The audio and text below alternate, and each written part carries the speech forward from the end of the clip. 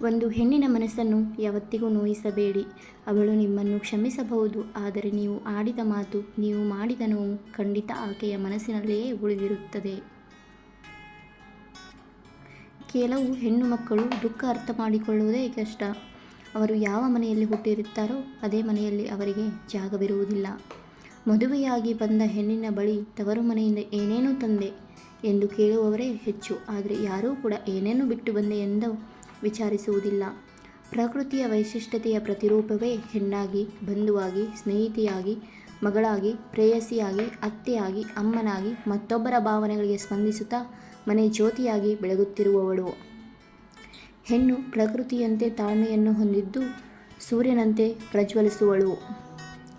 ಹೆಣ್ಣು ಅಂದರೆ ಶಕ್ತಿ, ಹೆಣ್ಣು ಅಂದರೆ ತಾಯಿ, ಹೆಣ್ಣು ಅಂದರೆ ಅಕ್ಕ, ಹೆಣ್ಣು ಅಂದರೆ ತಂಗಿ, ಹೆಣ್ಣು ಅಂದರೆ ಸಂಗಾತಿ, ಹೆಣ್ಣು ಅಂದರೆ ದೇಶ, ಹೆಣ್ಣು ಅಂದರೆ ಸಂಸ್ಕೃತಿ, ಹೆಣ್ಣು ಅಂದರೆ ಭಾಷೆ, ಹೆಣ್ಣು ಅಂದರೆ ಭೂಮಿ, ಹೆಣ್ಣು ಅಂದರೆ ನದಿ, ಹೆಣ್ಣು ಕುಟುಂಬದ ಬೆಳಕು. ಈ ಪ್ರಪಂಚ ಅಂದರೆ ಹೆಣ್ಣು. ಭಾವನೆಗಳಿಲ್ಲದ ಹೆಣ್ಣಿನ ಮನಸ್ಸು ಬರಿದಾಗಿ ಹೋದ ಬಹುದೊಡ್ಡ ತೋಟದಂತೆ. ಬರೀ ಹೆಸರಿಗೆ ಮಾತ್ರ ದೊಡ್ಡದಾದ ತೋಟ, ಆದರೆ ಯಾವುದಕ್ಕೂ ಉಪಯೋಗವಿಲ್ಲ. ಒಂದು ಹೆಣ್ಣು ತನ್ನ ನೋವೆಲ್ಲವನ್ನು ಇನ್ನೊಬ್ಬರ ಜೊತೆ ಕಣ್ಣೀರಿನ ಮೂಲಕ ತನ್ನ ಮನಸ್ಸಿನಿಂದ ಹೊರ ಹಾಕಿದರೆ ಅವಳು ಎಲ್ಲರಂತೆ ಮಾಮೂಲಿ ಮನುಷ್ಯ. ಎಲ್ಲ ನೋವನ್ನು ಮನಸ್ಸಲ್ಲೇ ಬಚ್ಚಿಟ್ಟುಕೊಂಡು ತನ್ನ ದುಃಖವನ್ನು ತಾನೇ ನುಂಗಿ ಬಾಳುತ್ತಿದ್ದರೆ ಅವಳು ದೇವತೆ. ಒಂದು ಹೆಣ್ಣಿನ ಜೀವನ ಬಂಗಾರ ಆಗಬೇಕಂದ್ರೆ ಕೈ ಹಿಡಿಯೋನು ಬಂಗಾರದಂತೆ ಪ್ರೀತಿ ತೋರಿಸಬೇಕು. ಕೆಜಿ ಗಂಟ್ಲೆ ಬಂಗಾರ ತಂದು ಕೊಟ್ಟರೂ ಹೆಣ್ಣು ಒಲಿಯುವುದಿಲ್ಲ. ಬಂಗಾರದಂಥ ಪ್ರೀತಿ ತೋರಿದರೆ ಒಲೆಯದೆ ಹೆಣ್ಣೇ ಇಲ್ಲ. ತಾಳಿಯನ್ನು ತೂಕವೆಂದು ಭಾವಿಸುವ ಯಾವುದೇ ಹೆಣ್ಣು ಸಂಸಾರ ನಡೆಸಲು ಅರ್ಹಳಲ್ಲ. ಹೆಂಡತಿ ತನ್ನ ಆಳು ಎಂದು ಭಾವಿಸುವ ಗಂಡ ಭೂಮಿಯ ಮೇಲೆ ಇದ್ದರೂ ದಂಡ. ಹೆಣ್ಣು ಎಂದರೆ ದೇವತೆ, ಹೆಣ್ಣು ಎಂದರೆ ಸ್ನೇಹದ ಗೆಳತಿ, ಹೆಣ್ಣು ಎಂದರೆ ಪ್ರೀತಿಯ ಸಂಗಾತಿ, ಹೆಣ್ಣು ಎಂದರೆ ಬಾಂಧವ್ಯದ ಒಡತಿ, ಹೆಣ್ಣು ಎಂದರೆ ಬದುಕಿನ ಆರತಿ, ಹೆಣ್ಣು ಎಂದರೆ ಜೀವನ ಜ್ಯೋತಿ.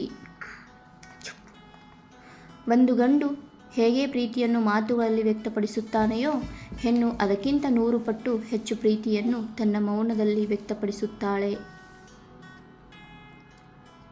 ಒಳ್ಳೆಯ ಹೆಂಡತಿ ಪ್ರಾಮಾಣಿಕ ಮತ್ತು ಬುದ್ಧಿವಂತಳಾಗಿರಬೇಕು. ಆಕೆ ನನ್ನ ಗಂಡನನ್ನು ಪ್ರೀತಿಸಬೇಕು ಮತ್ತು ಪತಿಯ ಕುಟುಂಬದಲ್ಲಿ ಶಾಂತಿ ಮತ್ತು ಸಾಮರಸ್ಯವನ್ನು ತರಲು ಪ್ರಯತ್ನಿಸಬೇಕು.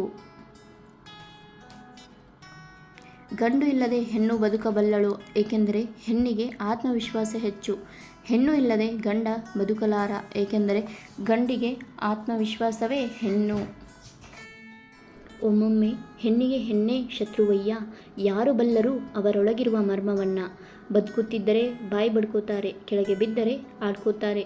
ಎಲ್ಲವೂ ತೆರೆಮರೆಯ ಪ್ರಭಾವವಯ್ಯ. ಹೆದರಿಸಲು ಮುಂದೆ ಬರಲಾರರು, ತೋರಿಸುತ್ತೀರೋ ಗುಲಾಮಗಿರಿಯ ಕೈಚಳಕವ ಮತ್ತೊಬ್ಬರ ಭೂ ಬಿಟ್ಟು. ಹೆಣ್ಣು ತನ್ನ ಪ್ರೀತಿಸುವವರ ಮುಂದೆ ಸೋಲುತ್ತಾಳೆ, ಆದರೆ ಅವಳನ್ನು ಸೋಲಿಸಬೇಕು ಎನ್ನುವವರ ಮುಂದೆ ತಲೆನೂ ತಗ್ಗಿಸುವುದಿಲ್ಲ. ಸ್ವಾಭಿಮಾನದಿಂದ ಬದುಕಿ ತೋರಿಸುತ್ತಾಳೆ. ಹೆಣ್ಣಿನ ಸಂಸ್ಕೃತಿ ಹೇಗಿರಬೇಕು ಅಂದರೆ ಬೆಲೆ ಕೊಡುವ ಹಾಗಿರಬೇಕು, ಬೆಲೆ ಕೇಳುವ ಹಾಗಿರಬಾರದು. ಹೆಣ್ಮಕ್ಕಳ ಶಾಪ ದೇವರ ಕೊಡುವ ಶಾಪಕ್ಕಿಂತಲೂ ಕಠಿಣವಾಗಿರುತ್ತದೆ. ಆದರೆ ಅವರು ನಂಬಿ ಪ್ರೀತಿ ತೋರಿದರೆ ಆ ದೇವರೇ ಬಂದು ನಿಮ್ಮ ಮನೆಯಲ್ಲಿ ನೆಲೆಸಿರುವಂತಿರುತ್ತದೆ. ಅವರು ಹಚ್ಚಿದರೆ ದೀಪ, ಕಟ್ಟಿದರೆ ಚಟ್ಟ. ನೆನಪಿರಲಿ, ತಾಯಿ ಇಲ್ಲದ ಜನ್ಮವಿಲ್ಲ, ಮಹಿಳೆ ಇಲ್ಲದ ಮನೆಯಿಲ್ಲ. ಸ್ತ್ರೀ ಇಲ್ಲದ ಜಗವನ್ನು ಊಹಿಸಲು ಸಾಧ್ಯವಿಲ್ಲ. ಅವಳ ಪಾತ್ರ ನಿಭಾಯಿಸಲು ಯಾರಿಂದಲೂ ಸಾಧ್ಯವಿಲ್ಲ. ಕರುಳ ಕತ್ತರಿಸಿ ಹೆತ್ತ ಒಡಲನ್ನು ಕರುಣೆಯಿಲ್ಲದ ಜರಿದರು. ಹುಟ್ಟು ಸಾವಿಗೂ ಸೂತಕದ ಸೋಗಾಕಿ ಕೂಳು ತಿನ್ನುವರು. ಹೆಣ್ಣು ಮೈ ನೆರೆದರೆ ಮನೆ ಮಂದಿಯೇ ಅಸ್ಪೃಶ್ಯತೆ ಎನ್ನುವರು. ಹೆಣ್ಣಿನ ಮಹತ್ವರಿಯದೆ ಮೂಢರಂತೆ ವರ್ತಿಸುತ್ತಿರುವವರು. ಹೆಣ್ಣಿಂದಲೇ ಹುಟ್ಟು ಎನ್ನುವುದು ಮರೆತಂತೆ ನಡೆಸುತ್ತಿರುವವರು. ಚಿವುಟದಿರಿ ಹಸುಳೆಯ ಹೆಣ್ಣಿನ ಬಾಳ ರಕ್ಷಿಸಿ. ನಮ್ಮದೇ ಕಣ್ಣೆಂದು ಮರೆಯದಿರಿ, ಮಾನವೀಯತೆಯ ಜೀವ ಉಳಿಸಿ, ಎಲ್ಲಕ್ಕೂ ಹೆಣ್ಣು ಬೇಕೆಂದು. ಮಕ್ಕಳು ಬಿಟ್ಟ ಎಂಜಲ ಊಟವನ್ನು ಒಬ್ಬ ತಾಯಿ ತಿನ್ನುತ್ತಾಳೆ. ಗಂಡ ಬಿಟ್ಟ ಹೆಂಜಲ ಊಟವನ್ನು ಒಬ್ಬ ಹೆಂಡತಿ ತಿನ್ನುತ್ತಾಳೆ. ತಮ್ಮ ಬಿಟ್ಟ ಹೆಂಜಲ ಊಟವನ್ನು ಅಕ್ಕ ತಿನ್ನುತ್ತಾಳೆ. ಒಂದು ವೇಳೆ ಒಬ್ಬ ತಾಯಿ, ಹೆಂಡತಿ, ಅಕ್ಕ ಬಿಟ್ಟ ಎಂಜಲು ಊಟವನ್ನು ಯಾವ ಗಂಡ ತಿನ್ನುವುದಿಲ್ಲ. ಏಕೆಂದರೆ ದೇವರು ಯಾರಿಗಾದರೂ ಸಹನೆ, ಪ್ರೀತಿ, ಕರುಣೆ ಕೊಟ್ಟಿದ್ದಾನೆ ಅಂದರೆ ಈ ಸೃಷ್ಟಿಯಲ್ಲಿ ಅದು ಹೆಣ್ಣಿಗೆ ಮಾತ್ರ. ಒಂದು ಹೆಣ್ಣು ಯಾರಿಗೂ ಹೇಳದೆ ಅವಳ ಸಮಸ್ಯೆಯನ್ನು ಇನ್ನೊಬ್ಬನಿಗೆ ಹೇಳಿದ್ದಾಳೆ ಎಂದರೆ ತಿಳಿದುಕೋ, ಅವಳ ಮನಸ್ಸಿನಲ್ಲಿ ನಿನಗಾಗಿ ವಿಶೇಷ ಜಾಗ ನೀಡಿದ್ದಾಳೆ ಎಂದು. ಗಂಡು ಎಷ್ಟೇ ಪ್ರೀತಿಸಿದರೂ ನೋಯಿಸದೇ ಇರಲಾರ, ಹೆಣ್ಣು ಎಷ್ಟೇ ನೋಯಿಸಿದರೂ ಪ್ರೀತಿಸದೇ ಇರಲಾರಳು. ಹೆಣ್ಣಿಗೆ ತವರು ಮನೆ ನೆನಪಾಗಿರಬೇಕು, ಗಂಡನ ಮನೆ ಆಸರೆಯಾಗಿರಬೇಕು. ತವರು ಮನೆ ಆಸರೆ ಪಡೆದರೆ ಗಂಡ ನೆನಪಾಗಿ ಉಳಿಯೋನು, ಗಂಡನ ಮನೆ ನೆನಪಾಗಿ ಹೋದರೆ ತವರಲ್ಲಿ ಹೆಣ್ಣು ನೆನಪಾಗಿ ಇರುವವಳು. ಮಗನ ಕೈ ಹಿಡಿದು ಬಂದ ಸೊಸೆ ನಮ್ಮನೆಗೆ ಹೊಂದಿಕೊಂಡು ಹೋಗಲಿ ಅಂತ ಬಯಸುತ್ತಾರೆ ಹೊರತು, ತನ್ನವರನ್ನೆಲ್ಲ ಬಿಟ್ಟು ಬಂದ ಆ ಹೆಣ್ಣಿಗೆ ನಾವು ಕೂಡ ಸ್ವಲ್ಪ ಸಮಯ ಕೊಡಬೇಕು ಅನ್ನೋದು ಮರ್ತೇ ಬಿಟ್ಟಿರುತ್ತಾರೆ. ಮಗಳನ್ನು ಶ್ರೀಮಂತರ ಮನೆಗೆ ಕೊಟ್ಟರೆ ಸುಖವಾಗಿರುತ್ತಾಳೆ ಎಂದುಕೊಳ್ಳುವುದು ತಪ್ಪು. ಯಾವ ಮನೆಯಲ್ಲಿ ಹೆಣ್ಣನ್ನು ಗೌರವಿಸಿ ಶ್ರೀಮಂತಿಕೆಯಿಂದ ನೋಡಿಕೊಳ್ಳುತ್ತಾರೋ ಅಂತಹ ಮನೆಗೆ ಕೊಡಿ.